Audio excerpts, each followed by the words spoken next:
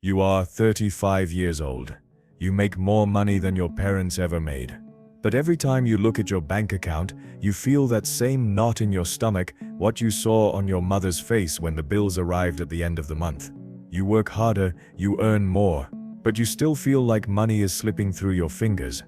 And the worst of all is that you know exactly how this story is going to end, because you already lived it once in your parents' house. My name is Mark, and I spend too much time thinking about how to break your family's inherited financial patterns. If you are someone who lives repeating your family's financial history without realizing it, if you inherited beliefs of fear, debt, and scarcity that govern your decisions, if you're working hard but never moving forward, avoiding money instead of mastering it, and feeling guilty for wanting more, I want you to understand something crucial. It is not a lack of capacity or opportunities. It is an inherited mental program which continues to direct your financial life automatically.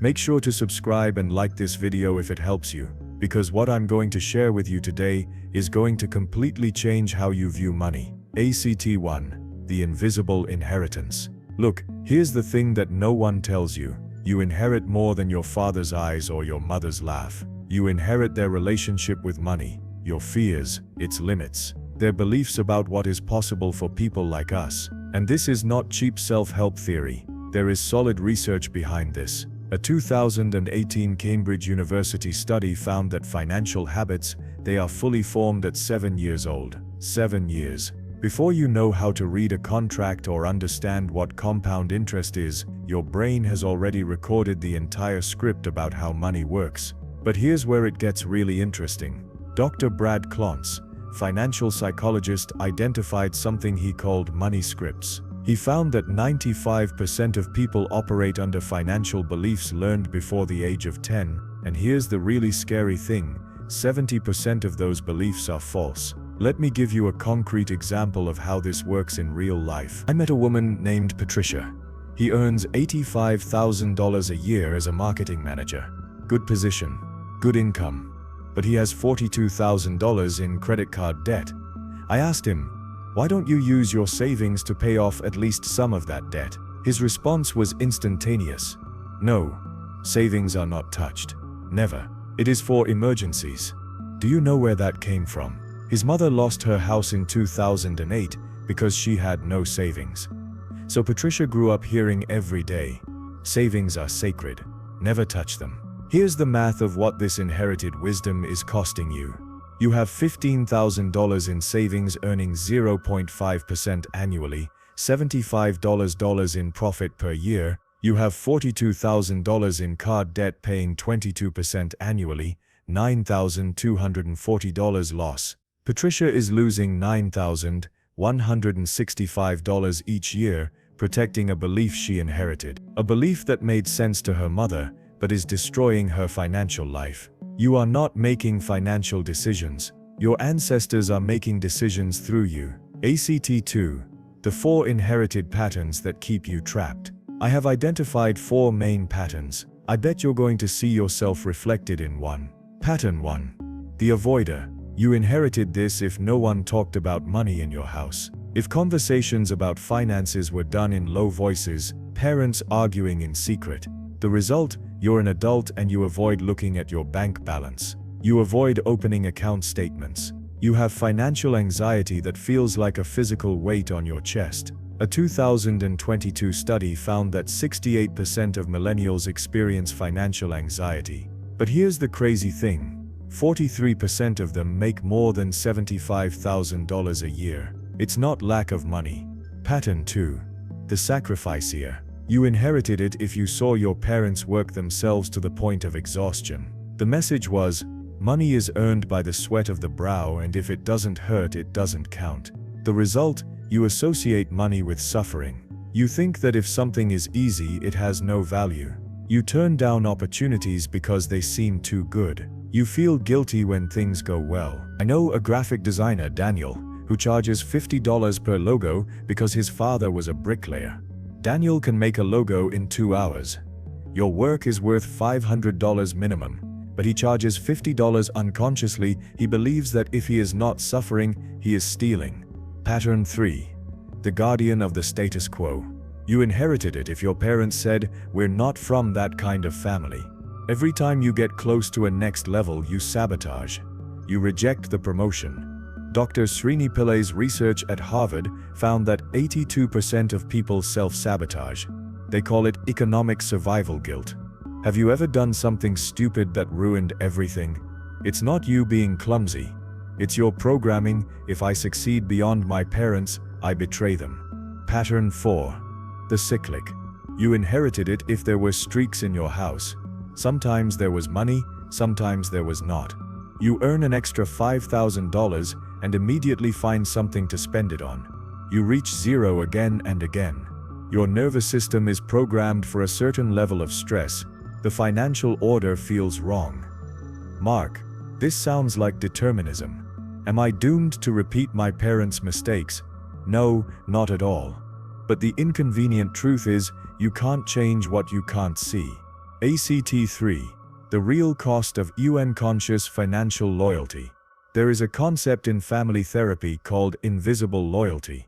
We betray our own success. Imagine your parents earned $45,000, that's your loyalty ceiling. Now you earn $65,000, every dollar over $45,000 feels like a betrayal. Your brain finds ways to pay back that money. It's not bad luck. It is unconscious sabotage.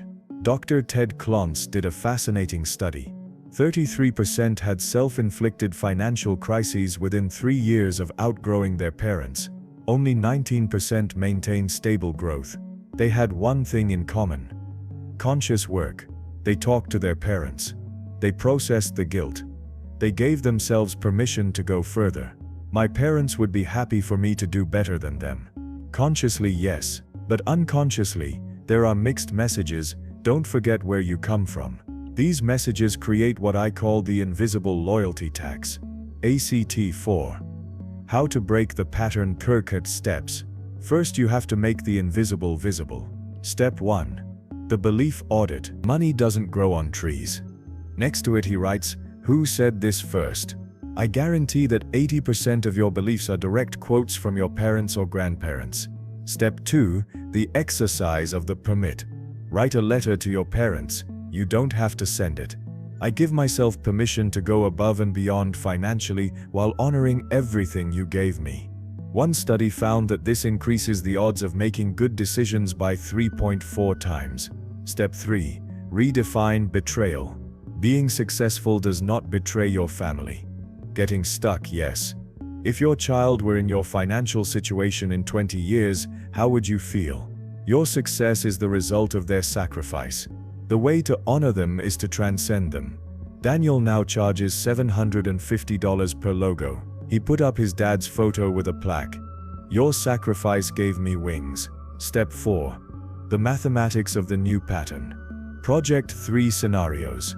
Scenario A minus inherited pattern. If you don't change anything, where will you be in 10 years? Scenario B minus in pattern. If only you eliminated self-destructive decisions. Scenario C minus in new pattern. Decisions based on who you want to be. Patricia minus in pattern. Scenario A in 10 years, $92,400 paid in interest. Debt still there. Patricia minus in pattern. Scenario B pay debt in 24 months. Estate of $178,000. Patricia minus in pattern. Scenario C invest and negotiate salaries. Assets $287,000. Real freedom. The difference between following the pattern or creating a new one, $242,000 in 10 years. That's not abstract money. That is freedom. It is breaking the generation of struggle. Objection 1. But I don't really have enough money for this to matter. The pattern scales with your income. Break it now when the cost is lower. Objection 2. My parents are going to feel bad if I do better than them. You can't set your life on fire to keep others warm. That doesn't help anyone. Objection 3. It's too late for me to change. Neuroplasticity says the opposite. Your brain can rewiring at any age. It takes longer after 25, yes, but it's not impossible. I worked with a 58-year-old man who broke a 40-year pattern of debt cycles. Within 3 years, he was completely debt-free for the first time since his 20s. It's not too late, it's just more urgent. Closure. The generation that breaks the chain. You are not being disloyal to your family by wanting something different. You are the one who breaks the chain.